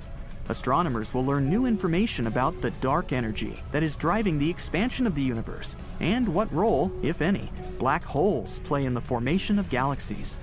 Star formation in the Milky Way and nearby galaxies is also part of the mission of the James Webb. By imaging hundreds of solar systems forming around newborn stars, astronomers will establish a definite history of solar system development. Now fact will replace theory, and a big step forward will be taken in our understanding of space. The James Webb Space Telescope is a bold endeavor that will mark an epoch time in scientific history. Hey Mythbusters! Today we're debunking some classic space myths. Hop on the next space shuttle and let's get to the bottom of these tales once and for all. Picture this. You're floating weightlessly in space, sipping on a cup of delicious hot chocolate, when a peculiar thought pops into your head. Can you scream in outer space? And if yes, would anyone hear that scream? If you've watched the movie Alien, then you know the answer to this one. You can't hear sounds in outer space. It's not that sounds don't exist. It's just that you can't hear them. There's no one better to clarify this myth than Chris Hadfield. He's been on a couple of spacewalks during his life as an astronaut. And once you're out there in the darkness of space, you can't hear anything. All you hear is silence. Complete silence. But hey, just around the corner is a massive ball of explosion, aka the sun. We just can't hear the explosions happening because there's no medium for sound to travel through. It would be quite uncomfortable for an astronaut, though, if they could hear all the noises going on in outer space. Now, imagine you're zipping through space, feeling like a futuristic superhero, when a shooting star passes by your side. But wait, is it really a star? Unfortunately, shooting stars are not stars at all. They are small space rocks known as meteoroids, entering Earth's atmosphere and creating a stunning light show. Oh, and since we're debunking myths, let's head straight for another one. You've probably heard that meteors only crash into Earth on extremely rare occasions, like once every dinosaur extinguishing apocalypse. That's not true. Scientists estimate that about 48 tons of meteoritic material fall on Earth each day. But almost all of this material is vaporized in Earth's atmosphere. The bright trail we see in the night sky is what we popularly call a shooting star. Next time you make a wish upon a shooting star, remember, you're actually hoping on a tiny piece of space debris. It's not so romantic after all. Can we or can we not fly into the stratosphere on air balloons? Apparently, we can. The Earth's stratosphere starts relatively close to the ground, about 7 or 8 miles up from the Earth's surface, but it continues a long way up. If you were to fly yourself all the way into the stratosphere with some type of air balloon, just make sure you have really good equipment at hand. You'll need a special suit and some breathing devices because air starts to get pretty thin the higher you get. Of course, if you do go all the way up, you need to get a picture of the Earth's curvature. So take a chest harness with you where you can put a special camera or something like that. And how about you live stream the whole thing? That would be a first! Imagine it's been 102 days since you left Earth. You've adapted well to life in outer space, but something weird is happening to your body. You're getting taller. How is that even possible? Don't stress about it, it's completely normal. The truth of the matter is, you're not getting taller. This is what happens to your body when it's not under the effect of gravity. Our body has natural space between vertebrae and joints. On Earth, this space is almost completely squeezed due to the force of gravity. But in space, your body gets some time off of the pushing force of gravity and begins to stretch more and more. So yes, astronauts can grow up to 3% taller when they're on long missions. And here's a curiosity, NASA has that all covered when they're tailor-making spacesuits, of course. This way, astronauts will always have extra space in their suits. Once astronauts are back on Earth, the anti-gravity effect will wear off. So maybe they'll spend a few days wearing capri pants before it fits perfectly on their bodies again. Never have I ever pictured an airplane door bursting open mid-flight and a bunch of passengers being sucked into the atmosphere like flying feathers. Well, I'm betting most of you have had similar thoughts when getting inside a plane. Now imagine if this were to happen in outer space. Common knowledge says that if an astronaut is sucked out of an airlock, this person would be burnt to a crisp. Brace yourselves, because this is not only true, but the reality of it is way worse. According to astronaut Chris Hadfield, this is what would happen.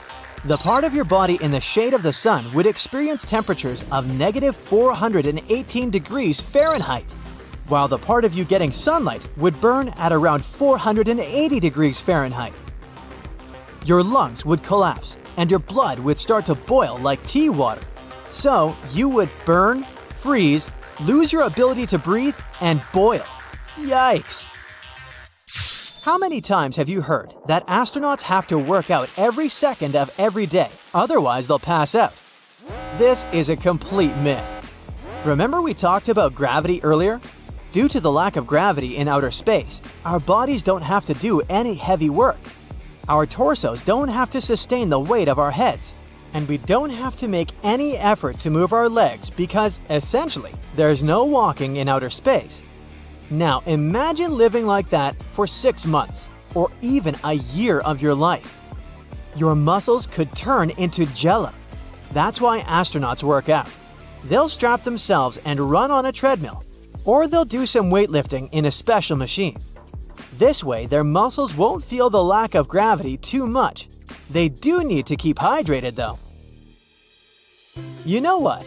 If I was an astronaut, I'd ask NASA if I could take my super soft water flask up into space with me. You've probably heard that space smells like burnt steak or barbecue sauce. Now, as much as this sounds absurd, this myth is more true than it is false. Astronauts obviously can't smell space when they're in it because they can't take off their helmets. They usually smell it once a space vehicle docks and they open up a hatch. Apparently, what causes this smell is the presence of hydrocarbons that float around in space. Who would have thought, huh? Hey, smart people, let me ask you a question. Do you really think that if astronauts fly at the speed of light, they won't age a single second? I knew you'd say no. Let's get a few things straight. First of all, we haven't figured out how to operate vehicles at the speed of light. This would require an immense amount of energy, and we don't have the technology to do that. Second, even if we managed to send a human inside a spacecraft that traveled at the speed of light, this person would still age. They would age differently than the people who remained on Earth, that's a fact, but they would still age. Do you lot really think there's such a thing as immortality? Nah. If you've seen the first Avatar, then you certainly remember that humans only managed to get to Pandora because they traveled in cryosleep. In other words, they froze their bodies, put them in a cryobed, and traveled for years without aging. Yes, this sounds amazing, but we still don't have the technology to do that. Our bodies are mainly made out of water, right? And when you freeze water, it expands. That's why you should never leave soda cans unattended in your freezer. Right now, if we froze a person's body, the water inside of it would expand, harming tissues and organs. So, at least. Here's a crazy thought. What would happen if an astronaut took a drone with him on one of their spacewalks? Unless it's a NASA-designed drone, maybe the thing would freeze and burn like humans would if they went into space without a suit. But hey, a person can dream, can't they? That's it for today. So hey, if you pacified your curiosity, then give the video a like and share it with your friends. Or if you want more, just click on these videos and stay on the bright side. At a distance of 640 light-years from the Sun, scientists discovered planet WASP 76b, where it rains iron. The planet is very close to its Sun and always turns to it in the same side. The term is tidally locked. The temperature on the sunny side is so high that metals melt and evaporate there. The other half of the planet is cool enough so that metals condense again and fall down as rain. Speaking of tidal locks, our moon is the same way. There's no dark side to our satellite, it's just always turned to us with one side. When the moon happens to be in between the Earth and the Sun, what we call its dark side becomes brightly lit. We just can't see it from our planet. Figures. A recent study claims that the moon has a tail, and every month it wraps around our planet like a scarf. A slender tail made up of millions of atoms of sodium follows Earth's natural satellite, and our planet regularly travels directly through it. Meteor strikes blast these sodium atoms out of the moon's surface and further into space. You won't believe it, but the moon seems to be shrinking.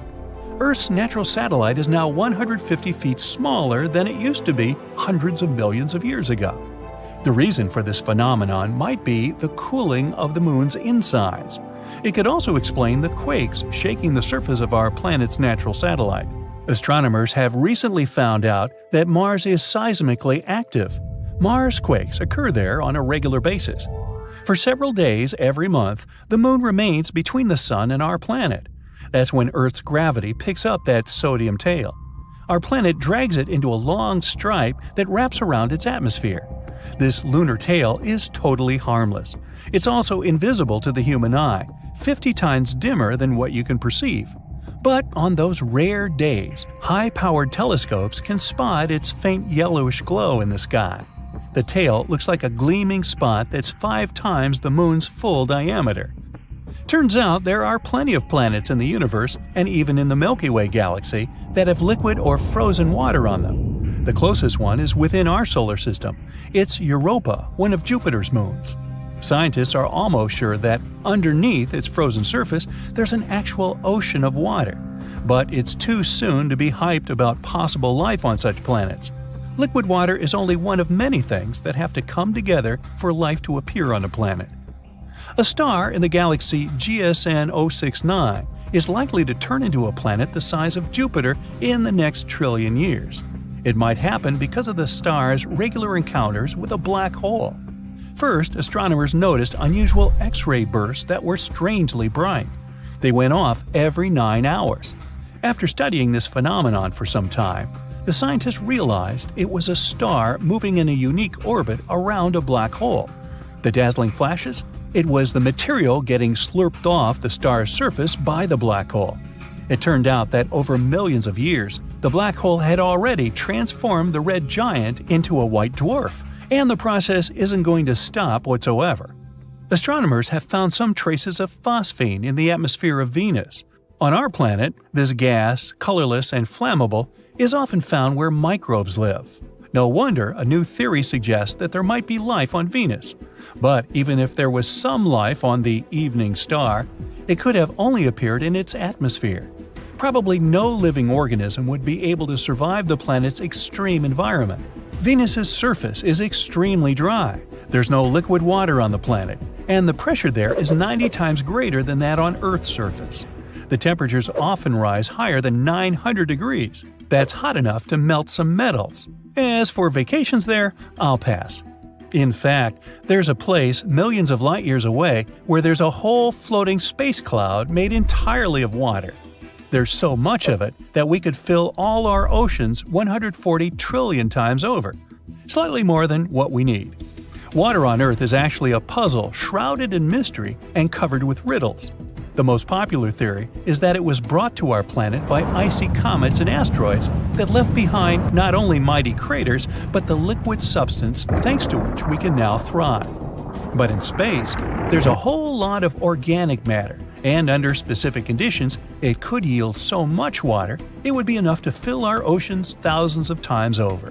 Researchers conducted an experiment in which they heated this organic matter and obtained clear water and oil.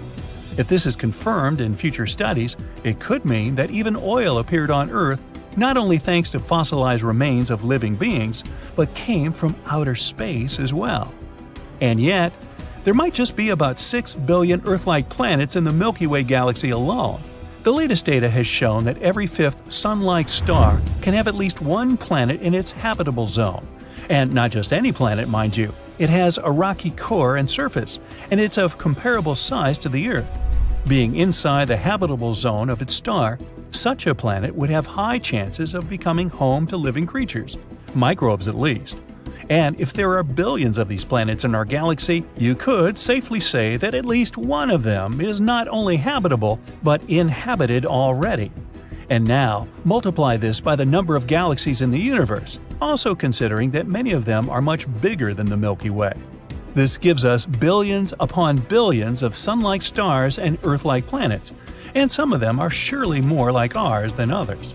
And get this, we might be able to walk upright because of supernova explosions. About 2.5 million years ago, a supernova sent cosmic rays to our planet. They triggered a series of electrical storms in the Earth's atmosphere, which turned into thunderstorms. Those in turn caused wildfires in Northeast Africa, where our earlier ancestors lived. Fires turned the forest area into a savanna, the atmospheric pressure changed, and our ancestors had to stand on 2 legs to survive. The biggest explosion since the Big Bang was registered in 2019. This happened in the Ophiuchus cluster, which unites thousands of galaxies. According to scientists, the blast was equal to 20 billion, that's 18 zeros, megaton explosions happening once a millisecond for 240 million years. I'll have to trust that. My math is not that good. In 2019, NASA's InSight lander, whose goal was to study the interior of Mars, registered the first Marsquake ever. These quakes were coming fast, about 2 per day. Most of them were tiny. You wouldn't even feel them if they happened on our planet. So far, more than 300 Mars quakes have been detected. Those are the first quakes on any space body other than Earth and the Moon. Another mysterious phenomenon discovered by the mission was bizarre magnetic pulses. They occurred every midnight around the lander. It's still unclear what those pulses were. Maybe after midnight they're going to let it all hang out, or something. Pluto's atmosphere rises much higher above the surface of the dwarf planet than, let's say, Earth's. It also has more than 20 layers, all of them freezing cold and extremely condensed. Remember the asteroid that wiped out the dinosaurs on Earth? Hey, I wasn't around then, but who could forget? There might have been another space show that ended badly for at least 75% of all life on our planet in the past. Roughly 360 million years ago, a supernova explosion occurred about 65 light-years away from us, and the cosmic rays sent by it swept away the ozone layer of our pretty blue ball. Wow, tough neighborhood. The constellation Orion is the brightest one in the sky. Orion is also in the night sky during the winter months when it's dark for the most hours. This makes Orion the most recognizable constellation to almost everyone in the world. Most stars don't seem to move too much or change their positions in the sky. This is not because stars are static. It's because our sun is moving along with them at about 483,000 miles per hour. It's a grand parade orbiting together around the Milky Way. The three stars that form the asterism, or star picture, of the belt of Orion have appeared in the same position for many thousands of years. There's a theory that the ancient Egyptians used the belt stars of Orion as a template for the placement of the three pyramids of Giza. The brightest star in Orion's belt is the middle one, called Al-Nilam. That's where the 481-foot-high Great Pyramid of Khufu was placed. To Khufu's west side, and in precise alignment with it, stands the 471-foot-tall pyramid Khafre. That's exactly where the star Alnitak is directly aligned to the bright middle star of the belt. To Khufu's east side, where the dimmest star of Orion's belt, Mintaka, is slightly offline with the other two stars, is the smallest pyramid of the three. Menkaure is 213 feet high and slightly offline from the other two pyramids. This one example serves to illustrate the profound impact that the constellation Orion has had on human history. Orion's heroic-sized figure inspired the ancient Greeks to create a tapestry-like story. It involves 6 other constellations spread across the winter, spring, and summer sky. Let's see what this story tells us. Orion is pictured as a hunter. Back then, hunting was a big deal. Hunters supplied food. So there's a lot attached to this constellation, the whole food chain in fact. In the sky, Orion is in combat with the constellation Taurus the bull. Except, Taurus is not really a bull, it's an auroch. Aurochs are extinct now, but they were once plentiful in Europe. Standing 6 feet tall at the shoulder with long pointed horns, aurochs were powerful and fearsome creatures. There's a cave in the country of Spain that is filled with gorgeous paintings of aurochs. These pictures date back to 15,000 years ago, exquisitely drawn with inks that have not faded over the course of 150 centuries. The bulges in the rock stand out in 3 dimensions as the shoulder muscles of the aurochs. The constellation of Taurus, the auroch, is also in the cave, with the famous star clusters, the Pleiades, on its back, and the Hyades on its snout. The internet has a thrilling virtual tour of this Cave of the Bulls, full of aurochs. Maybe it should be renamed into the Cave of the Aurochs instead. Recently, the full DNA signature of an auroch was recovered from a well-preserved auroch skeleton, and scientists hope to breed these animals back into existence. Good luck and best wishes to this attempt to revive an extinct species. Aldebaran is the bright red giant star that marks the eye of Taurus. Bulls, when angry, always get this blood-in-the-eye look. Does it make you wonder why the bullseye on a dartboard or archery target is always red? Creeping up behind Orion is Leo the lion. Lions don't just live in Africa in times long past. The Cave of the Bulls in Spain has a painting of Leo the lion. Yep, these prehistoric people were drawing the constellations of the zodiac. But that's another story for another time. Orion gets rid of both Taurus and Leo. And then the story gets interesting. Orion claims in his moment of triumph, "I can defeat any animal I want." Orion's boast becomes the center of this sky drama when Gaia, or Earth, decides to get involved. Orion's words resounded throughout the world. This may be at the time in prehistory, when civilization was changing from a nomadic hunter-gatherer tribal society to an agrarian society. The latter developed villages and towns 12,000 years ago. The human population was increasing, and food supplies were diminishing. Something had to be done about Orion and all the hunters, or social development would be stymied. Now enter Gaia into the story, but not into the sky. There is no constellation of Gaia in the sky. Gaia is Earth. Born parentless directly from the elemental chaos, Gaia was the feminine personification of our planet, and the word itself means soil. Brightsiders may be interested in a modern scientific theory that also personifies Earth as a living organism. It's called the Gaia theory. It first appeared in the 1970s. The Gaia theory presents Earth as a biosphere, as if it were alive. The theory claims that all components of the planet work together as one totally interconnected dynamic system. This is called symbiosis, or synergy. Together, they produce the ideal conditions for life. Life adapts to regulate the atmosphere at 21% oxygen, the salinity of the oceans at a maximum of 24.7%, and planetary temperatures at 57 degrees Fahrenheit. To illustrate how life adapts to maintain control of the changes in planetary temperatures, the authors of the Gaia theory created the fictional planet Daisy World. Daisy World is completely covered by white and black daisies. When the sun becomes too hot, the black daisies start disappearing, while the white daisies increase in population. The whiteness of these flowers reflects sunlight, and the planet cools down. If the sun isn't hot enough, the white daisies reduce their population, and the number of the black daisies grows. The black flowers absorb sunlight, and the planet warms up. This is Gaia at work. It's basically the same principle that created oxygen and produced the ozone layer in the atmosphere. This layer helps to block the harmful ultraviolet light from the sun. Scientists have been slow to accept the Gaia theory because of the lack of convincing evidence. But these days, we have self-learning AI supercomputers. They can probably make it possible to integrate Earth's biological and geological systems. This way, we might get a clear picture of how the planet functions as a self-sustaining biosphere. Wouldn't that be something? Now we can go back to the story of Orion and see how Gaia took care of the problem Orion's boast created for the planet.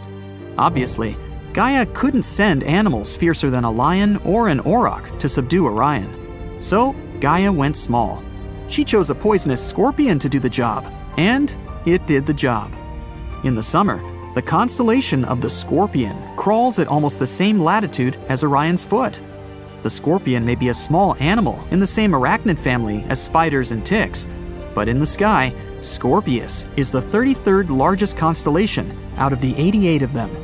There is a general rule that the larger a constellation is, the longer ago it was created by early star watchers. They had their pick of stars, first come, first served. And so, they made large constellations first and little constellations later. By the way, if you were the first in line at a buffet dinner, wouldn't you take big helpings and let the end of the line have the scraps? Think chocolate cake.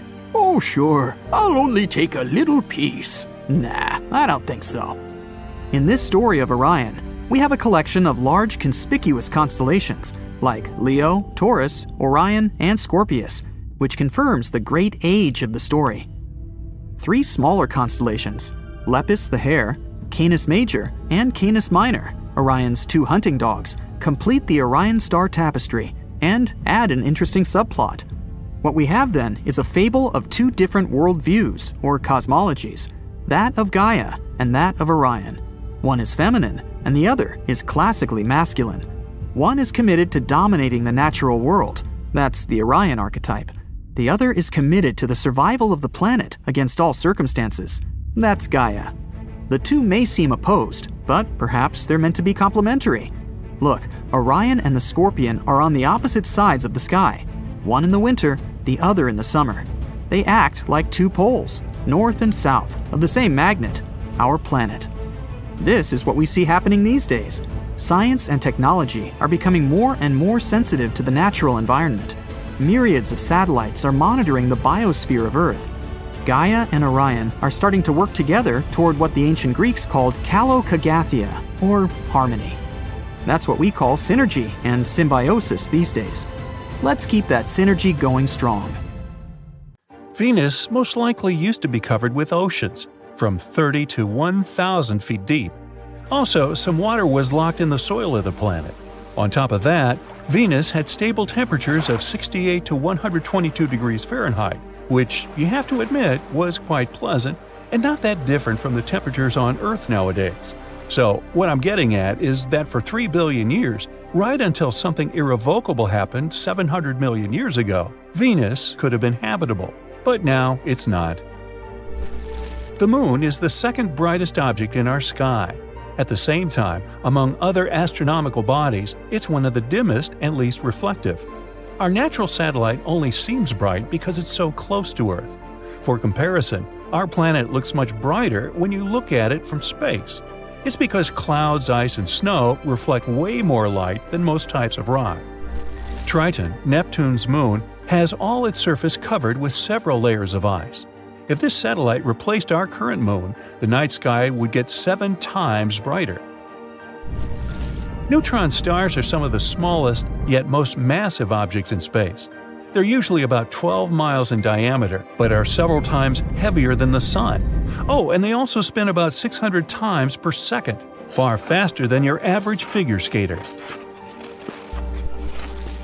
Saturn is the least dense planet in the solar system. It has 1/8 the average Earth's density. And still, because of its large volume, the planet is 95 times more massive than Earth. A transient lunar phenomenon is one of the most enigmatic things happening on the Moon. It's a short-lived light, color, or some other change on the satellite surface. Most commonly, it's random flashes of light.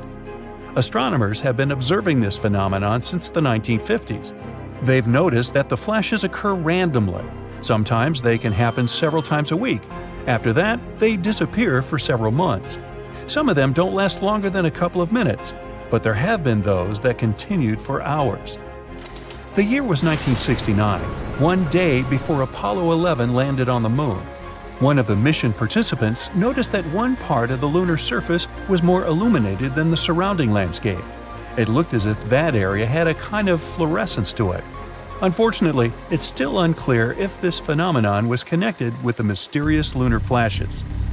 Trash isn't just a problem in Earth's oceans, cities, and forests. There is a thing called space junk, which is any human-made object that's been left in space and now serves no purpose. There's also natural debris from meteoroids and other cosmic objects. There are currently over 500,000 pieces of space debris orbiting the Earth at speeds high enough to cause significant damage if they were to collide with a spacecraft or satellite. NASA does its best to track every single object to ensure that missions outside Earth can reach their destination safely.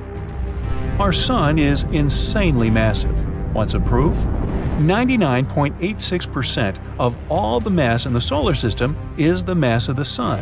In particular, the hydrogen and helium it's made of. The remaining 0.14% is mostly the mass of the solar system's 8 planets. The Sun's temperature is hotter than the surface of a star. The surface temperature reaches 10,000 degrees Fahrenheit, but the upper atmosphere heats up to millions of degrees. If someone could dig a tunnel straight into the center of the planet and out the opposite side, and you were adventurous enough to jump into it, it would take you 42 minutes to fall to the other side. You'd speed up as you fell, reaching maximum speed by the time you reached Earth's core. After the halfway point, you would then fall upwards, getting slower and slower. By the time you reached the opposite surface, your speed would be back to 0. Unless you managed to climb out of the hole, you'd immediately start falling again, back down or up to the other side of the planet. This trip would go on forever, all thanks to the weird effects of gravity. Hey, might be a fun way to spend an afternoon. There might be more metals, for example, titanium or iron, in lunar craters than astronomers used to think. The main problem with this finding? It contradicts the main theory about how the Moon was formed.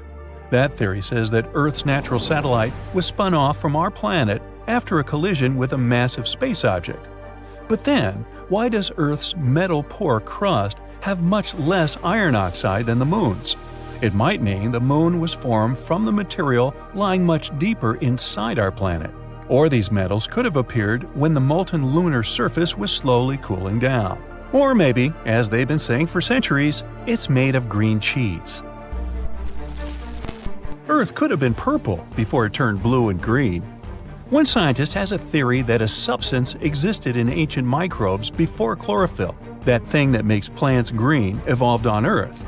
This substance reflected sunlight in red and violet colors, which combined to make purple. If true, the young Earth may have been teeming with strange purple-colored critters before all the green stuff appeared. The highest mountain in the solar system is Olympus Mons on Mars. It's 3 times as high as Mount Everest, the Earth's highest mountain above sea level. If you were standing on top of Olympus Mons, you wouldn't understand you were standing on a mountain. Its slopes would be hidden by the planet's curvature. Astronomers have found a massive reservoir of water in space, the largest ever detected. Too bad it's also the farthest, 12 billion light-years away from us. The water vapor cloud holds 140 trillion times as much water as all the Earth's oceans combined. What are we supposed to do with that information? Venus spins at its own unhurried pace. A full rotation takes 243 Earth days, and it takes the planet a bit less than 225 Earth days to go all the way around the Sun. It means a day on Venus is longer than a year. There's very little seismic activity going on inside the Moon, yet many moonquakes caused by our planet's gravitational pull sometimes happen several miles below the surface. After that, tiny cracks and fissures appear in the satellite surface, and gases escape through them. Hey, they sometimes escape from me, too. Now, Mars is the last of the inner planets, which are also called terrestrial since they're made up of rocks and metals. The red planet has a core made mostly of iron, nickel, and sulfur. It's between 900 and 1,200 miles across. The core doesn't move. That's why Mars lacks a planet-wide magnetic field. The weak magnetic field it has is just 1/100% of the Earth's. When the planets in the solar system were just starting to form, Earth didn't have a moon for the longest time. It took 100 million years for our natural satellite to appear. There are several theories as to how the moon came into existence, but the prevailing one is the fission theory. Somebody went fishing and caught the moon? Actually, no. The fission theory proposes that the moon was formed when an object collided with Earth, sending particles flying about. Gravity pulled the particles together, and the moon was created. It eventually settled down on the Earth's ecliptic plane, which is the path that the moon orbits. So, looks like the green cheese is off the table now. The largest single living thing on Earth turns out to be a mushroom in Oregon. This enormous honey mushroom lives in Malheur National Forest and covers an area of 3.7 square miles. It could be as much as 8,500 years old. You could be forgiven for missing it, though, since most of it's hidden underground. When the roots of individual honey mushrooms meet, they can fuse together to become a single fungus, which explains how this one got so big. If you could gather all that mushrooming stuff into one big ball, it could weigh as much as 35,000 tons. That's about as heavy as 200 gray whales. Hey, that's a whale of a mushroom. Hehe. The largest asteroid in the solar system is called Vesta, and it's so big that it's sometimes even called a dwarf planet. A trip to the nearest star, apart from the Sun, would take you 5 million years on a commercial airplane. That's what I call a long-haul flight. Space isn't supposed to be black. There are stars everywhere. Shouldn't they light up everything around? Well, you don't see stars wherever you look because some of them haven't existed long enough for their light to reach Earth. A day on Uranus lasts 17 hours, 14 minutes, and 24 seconds. But get this, the planet has a tilt of around 98 degrees, and that makes a season on the gas giant last 21 Earth years. Now, some scientists believe that our planet used to have an additional satellite. According to their research, a small celestial body about 750 miles wide orbited Earth like a second moon. It most likely crashed into our main satellite later on. Such a collision could explain why the two sides of the moon look so different from each other, one being heavily cratered and rough, Or it could be the green cheese. Venus has exceptionally high temperatures, hot enough to melt lead. It's the hottest planet in our solar system, with a high-pressure environment and super strong winds. The winds there are 50 times faster than the planet's rotation. It's getting stronger over time, and scientists don't know why. But they did find something interesting in the planet's clouds, a potential sign of decaying biological matter. Could there be life then? Not quite, since Venus has a dry, windy atmosphere and doesn't have enough water for life to develop. Rings around other planets are more common than we thought. Saturn's rings are the most famous and spectacular ones. They partially consist of reflective, sparkly water ice, and you can't see anything like that in the rest of our solar system. Jupiter, Uranus, and Neptune have ring systems too, and those most likely consist of dust and rocky particles. And not just planets. Astronomers found out rings were around one asteroid as well. Speaking of rings, why do you think that Earth doesn't have them? Gas giants have rings, while the rocky ones don't. Two theories explain how rings form. They could be the remains from the times when planets were forming. Or they could be leftover material of an impact that destroyed an unknown moon, or gravity broke apart this moon of its parent planet. It's not clear why only the gas planets have rings. They formed in the outer area of our solar system, while rocky planets only in its inner circles. May be a good clue. Maybe these inner rocky planets had just better protection from strong impacts that could have formed rings. Also, there are more moons in the outer solar system. And there are more rings there. Another thing may be that bigger planets have a bigger volume, so a ring system can remain stable there. Some theories even say that Earth used to have a ring system. A long time ago, our planet collided with a Mars-sized object, which most likely resulted in a dense ring of particles and debris. But our story was a bit different than the outer planets, and those rings probably combined and formed the Moon. Do we know the shape of the universe? Einstein had a theory of general relativity. It said that the universe could be in one of these three forms: closed like a sphere, open like a saddle, or flat like a piece of paper. Its shape determines whether it's infinite or not, and whether it will expand forever or maybe collapse at some point. The shape of the universe depends on its density and rate of expansion. One of the best ways to determine its shape is to use something called the cosmic microwave background.